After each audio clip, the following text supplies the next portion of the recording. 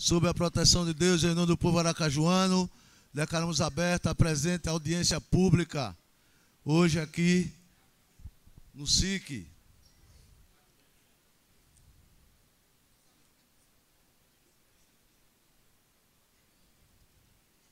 Quero convidar todos os companheiros vereadores para fazer parte da mesa, a vereadora Miriam Ribeiro, vereador Juvencio, vem aqui, vereador Juvencio, vereadora Carla, vereadora Simone Góes e os outros companheiros que vão chegando. Quero registrar a presença da deputada Ana Lúcia, também estamos aqui com espaço na mesa. Quero aproveitar para agradecer a presença do presidente da Associação de Moradores do Veneza, o senhor Vadson, o senhor José da Cruz, Cassimiro, Associação do Bairro Lamarão, o senhor Cristiano Conceição, Comunidade Reunida do Lamarão, o senhor Adriana Maria Oliveira, do CONAN. Estamos também aqui com a presença de Isabel Cangirana, do Conselho Municipal de Saúde, da senhora Jailda Prada, da Associação de Moradores do Conjunto Dom Pedro I. Seja bem-vindo todos os companheiros. Quero agradecer a presença de todos e convido a todos para, de pé, ouvirmos o hino nacional. Vamos lá? Vamos, Marquinhos.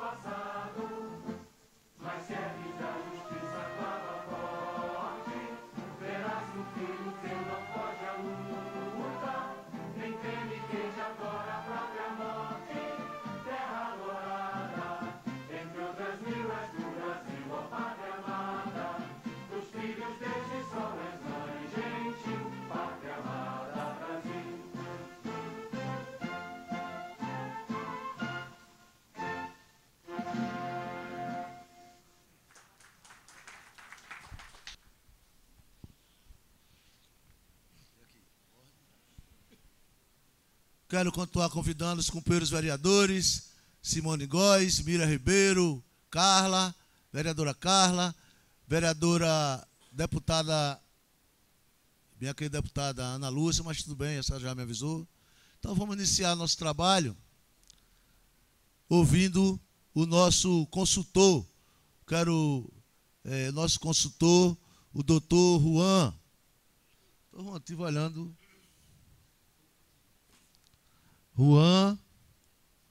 Juan Carlos Gortaire Cordovez, é isso?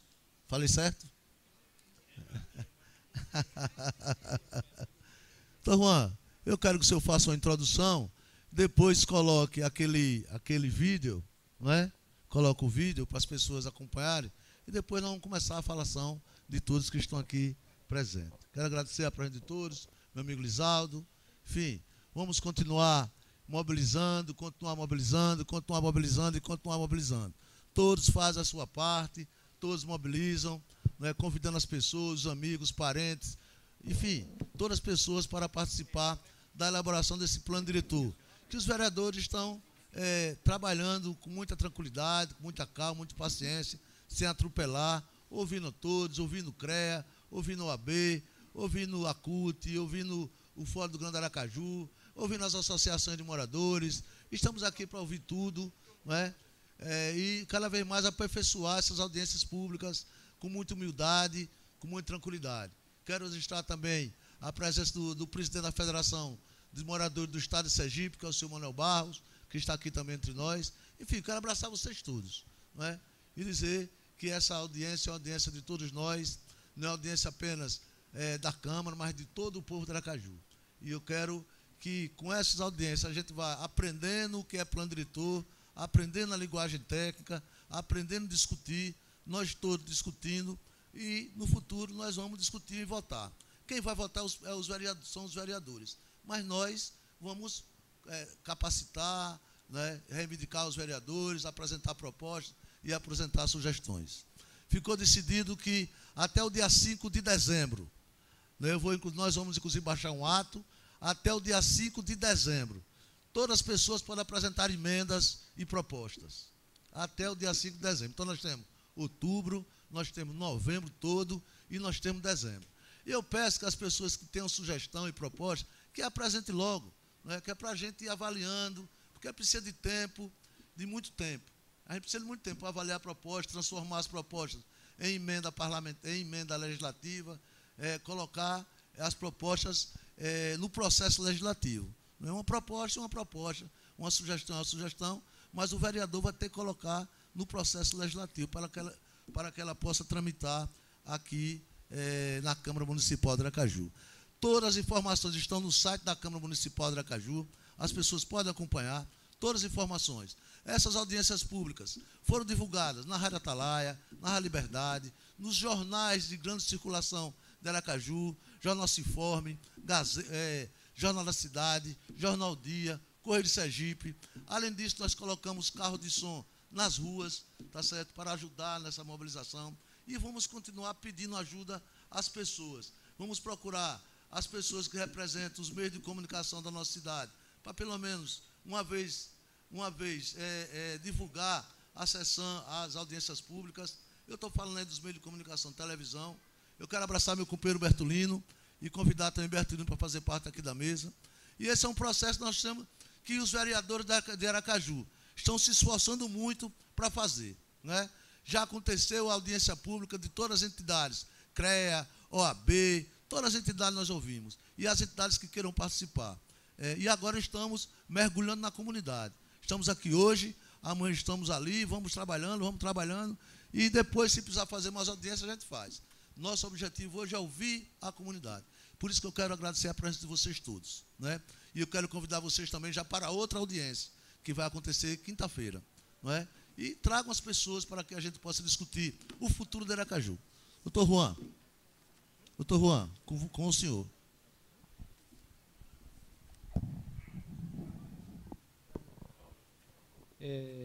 Bom, eu sou consultor contratado pela Câmara para auxiliar os vereadores no processo de revisão do plano diretor, e meu objetivo aqui é fazer uma apresentação breve sobre alguns aspectos mais polêmicos, mais importantes do plano diretor e motivar os debates, certo? A apresentação de ideias, sugestões, motivar os senhores para que se interessem mais pelo plano e pesquisem um pouco mais, leiam e tentem aprender um pouco mais do que a gente vai mostrar aqui, certo?